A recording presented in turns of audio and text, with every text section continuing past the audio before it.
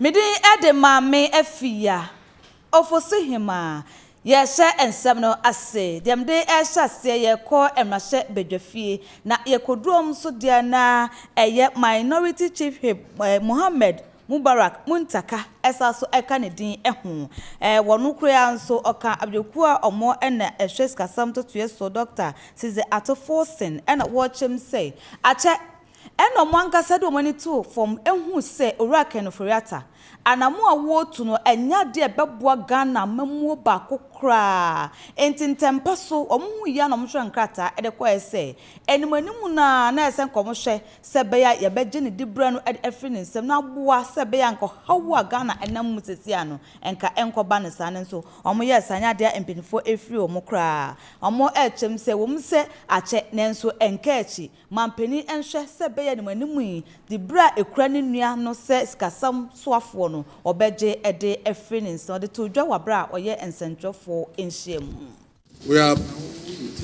pleasantly surprised and very happy that our colleagues opposite might have heard about our intention, which we manifested yesterday by filing a vote of censure at the Speaker's office with all the signatures. I'm sure my colleagues, Sanaba Blackwell and Co, will forward the soft copies to you to see that yesterday we gave, and majority leader also admitted that at the business committee we hinted them. And then we did file this vote of censure on behalf of the minority with a worry, how do we make up the two-third?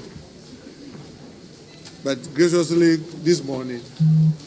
we noticed that our colleagues opposite are saying 80 of them are ready and willing to support us. I think we've taken more than enough from the finance minister, and we are happy that this is happening, and we hope they will keep to faith, that they will not chicken out along the line. I will want my ranking on finance, our ranking on finance, to read the reasons, the grounds why we think the finance minister should pave way for another person. And so, from what the chief whip has asked me to do,